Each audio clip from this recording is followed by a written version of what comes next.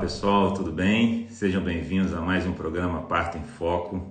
E hoje o tema é Parto na Água, com o meu amigo, meu colega de muitos plantões durante quase 10 anos, Dr. Lucas Barbosa. Lucas é uma pessoa a quem eu tenho uma gratidão imensa, um carinho imenso, um irmão e um estudioso do assunto também, né? Então hoje um tema especial, com um convidado muito especial, né? Diferentemente do que muitas pessoas imaginam, né? Parto na água não é sinônimo de parto humanizado, ou parto humanizado não é sinônimo de parto na água. E hoje o que a gente vai fazer aqui é exatamente falar um pouquinho sobre a ciência por trás dessa experiência, né? Diferentemente do que muitos imaginam, a cientificação do parto na água, ela tem apenas 30, 40 anos, né? O que eu quero dizer com isso, assim, é a medicina, é a ciência médica estudando sobre essa experiência. Então, é um período pequeno, mas que já está solidificando com o passar dos anos, cada vez mais um arcabouço grande de informações. E eu convidei o Lucas porque o Lucas já estuda isso há muito tempo. Nós estivemos juntos ali no início dos anos 2000, descobrindo e se encantando com o parto na água, ou a experiência do nascimento na água. E então isso já se vão lá quase 20 anos, né? Então, dos 30 a 40 da cientificação do parto na água, nós estamos juntos nessa caminhada há quase 20 anos. O Lucas um pouquinho mais, porque ele é mais velho do que eu, tá, gente? Ô, Lucas, eu falei aqui no início, Lucas, que você fez uma revisão para a gente bater um papo aqui. Obviamente que tem enfermeira, tem obstetra, tem doula assistindo a gente, mas o bate-papo é para mulheres, né? A grande maioria das pessoas que vão assistir a gente são casais, talvez grávidos, vivendo aqui o início de um pré-natal ou já a parte final ali, pensando nessa possibilidade. Mas o que me chamou a atenção, Lucas, foi essa questão temporal, né, cara? O primeiro estudo ali foi aquele relato de caso do Michel Odin em 81, parece, e depois o Rosenthal em 92 ou 93.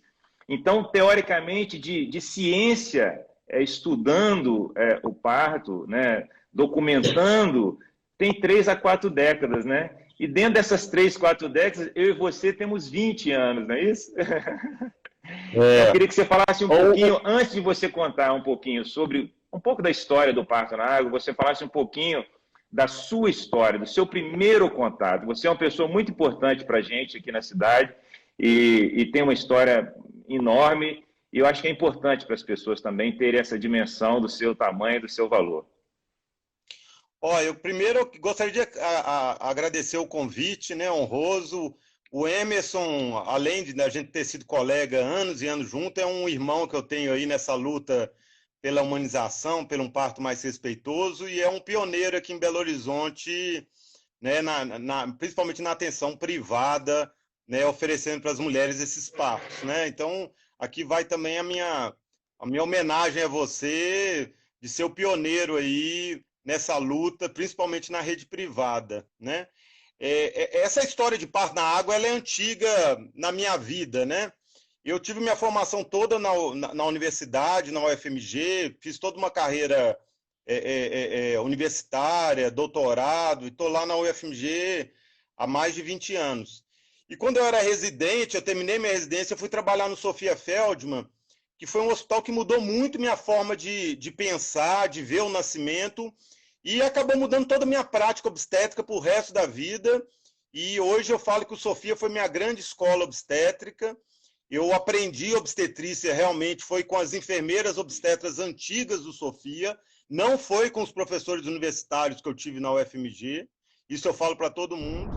Eu aproveitei, né, para essa live, dei uma boa estudada aí no que tinha mais recente.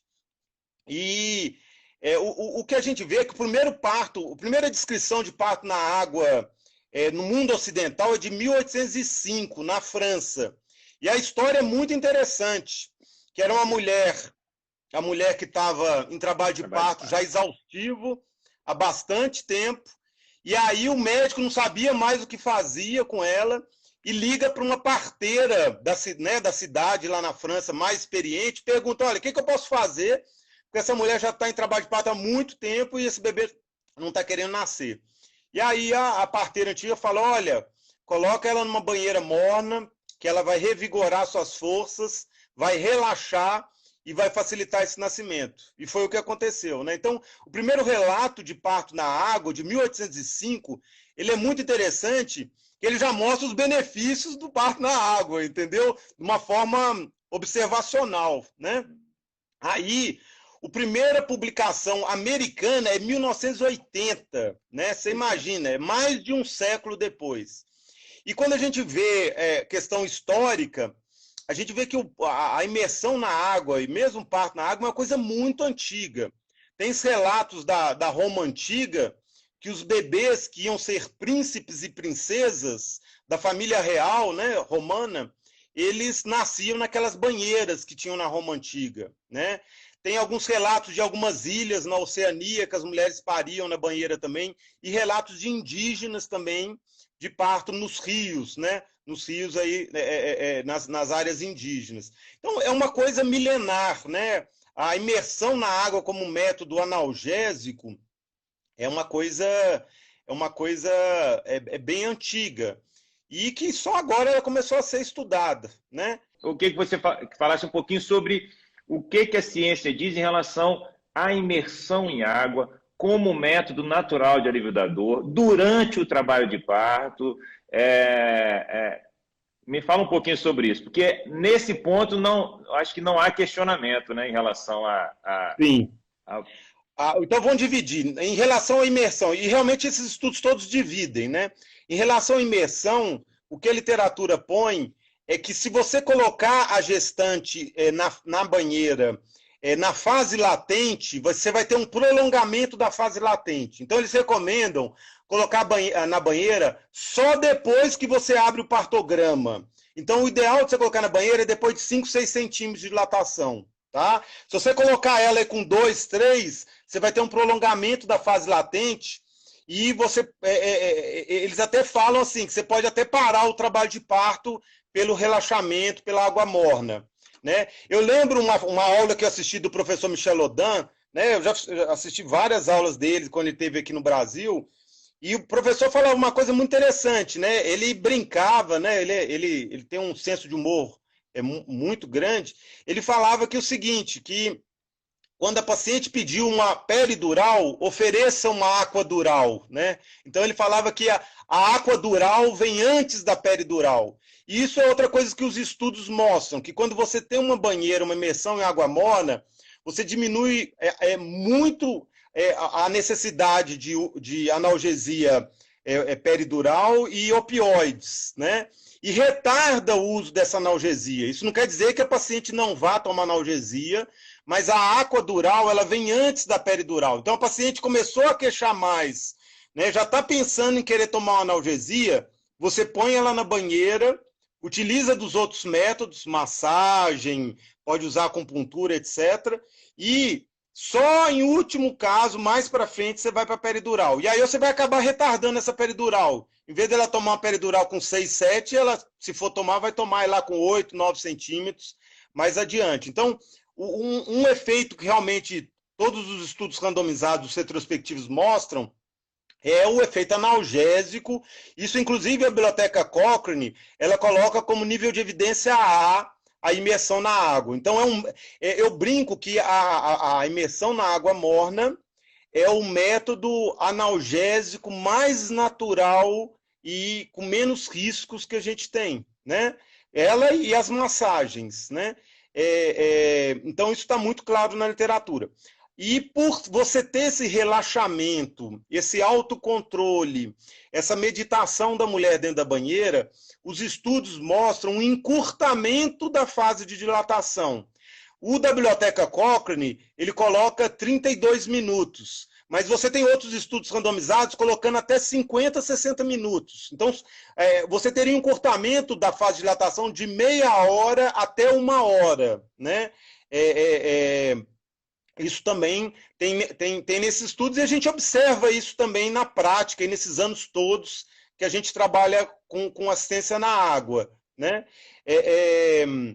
Então, isso é uma coisa assim, que está muito bem comprovado em relação ao período de fase de dilatação. Mas eu queria que você falasse um pouquinho sobre todas as mulheres e todos os bebês podem nascer na água. Agora, falando mais do expulsivo na água. Fala um pouquinho assim, quais são aquelas situações que não é recomendado, não é prudente e tal. Fala um pouco para a gente. O que a literatura põe, e ela também, isso é bem unânime, é gestação a termo, acima de 37, parto prematuro não é recomendado de forma nenhuma, né? Você tem uma imaturidade de todo o sistema neurológico e respiratório, e você tem aumento de risco, tanto de infecção quanto de aspiração. Perfeito. Gestação única, mas a gente já viu casos de parto gemelar na banheira, mas múltipla, a recomendação principal é gestação única, líquido amniótico claro.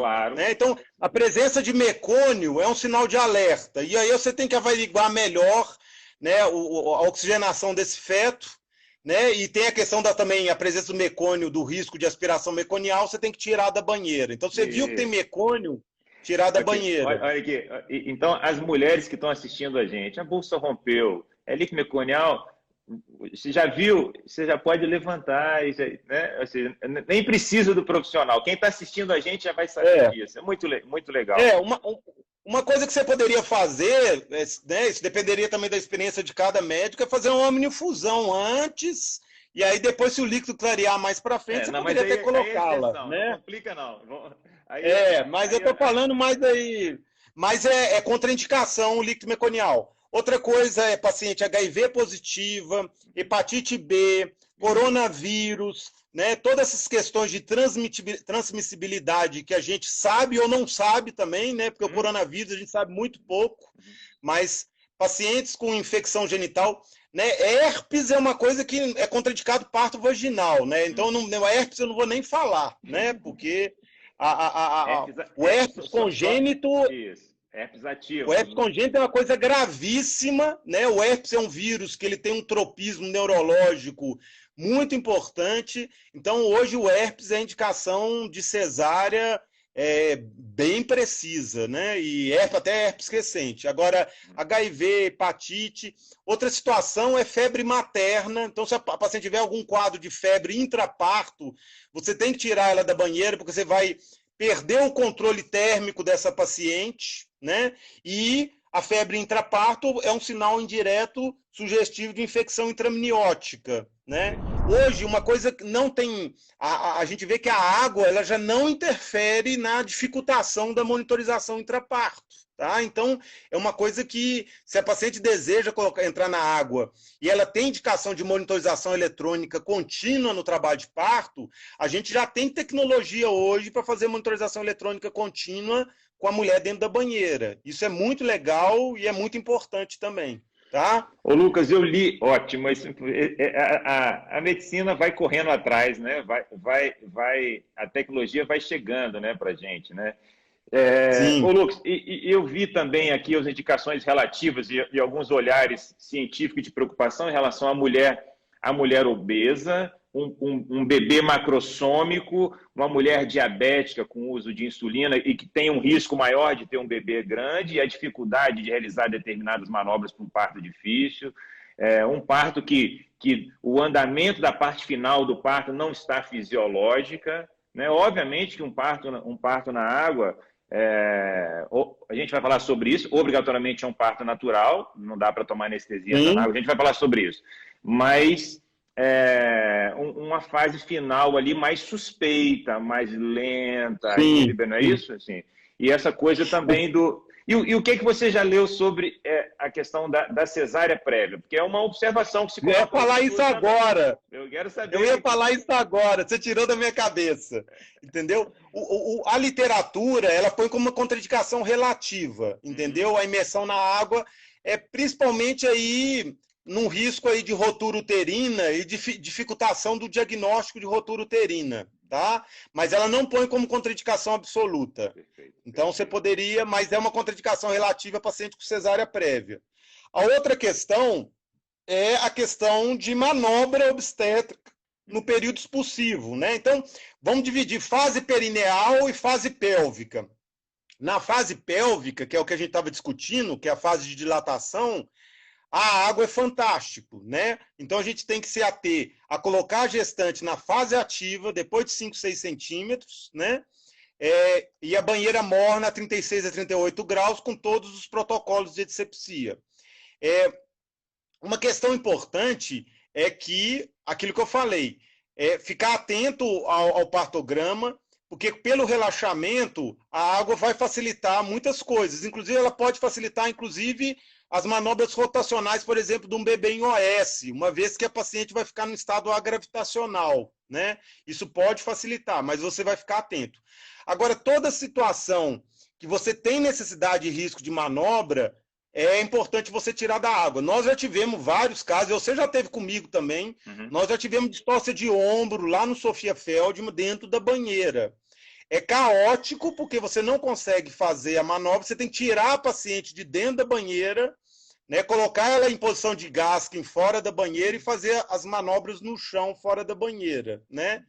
E como a distócia de ombro é a pior das emergências obstétricas relacionadas à oxigenação do feto, o tempo ele é de suma importância e no resultado perinatal da distócia de ombro, né? Exato, são então, segundos importantes. Né?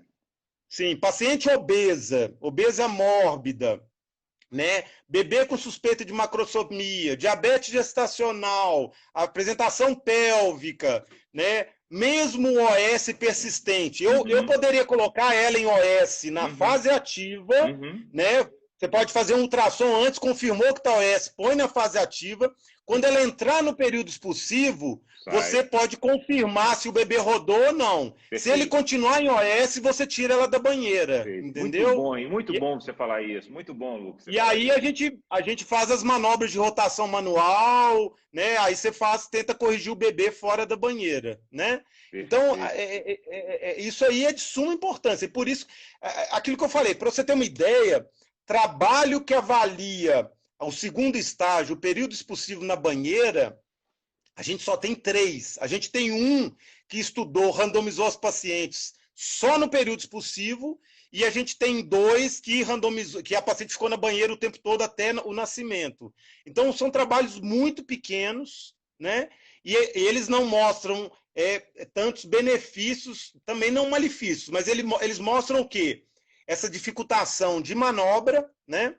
Eles mostram do ponto de vista perineal. Do ponto de vista perineal é muito interessante, que esses estudos todos mostram um fator protetor da água em relação ao períneo. Então, como se fosse um empuxo, a lei do empuxo, ela atuasse no períneo da mulher, você tem uma diminuição muito importante de laceração de 3º e 4º grau. Mas alguns estudos mostram um aumento um pouco de 1º e 2º, principalmente de lábio menor. E aumento o quê? De lacerações anteriores. Já que você não faz epísio, você vai ter mais laceração lá em cima, periuretral, e laceração de 1º grau. Mas isso é o fator protetor dentro da banheira de não fazer epísio, né? Mas diminui laceração de 3º e 4º grau. Esses estudos mostram isso também, tá? Então, isso aí é uma coisa que tem bem na literatura. A questão de manobra obstétrica, né? E esse efeito aí, e uma taxa de períneo intacto muito maior do que parto fora da água. Ô Lucas, perguntaram aqui sobre, eu li isso também, falando sobre a questão do estreptococo, né? Assim, estreptococo positivo... Contraindicação relativa. Contraindicação relativa, tá? mesma coisa, né? Isso, né? Isso, mas você entraria com protocolo de antibiótico, normal, tudo a mesma coisa. Normal, exatamente. Tudo... Entendeu?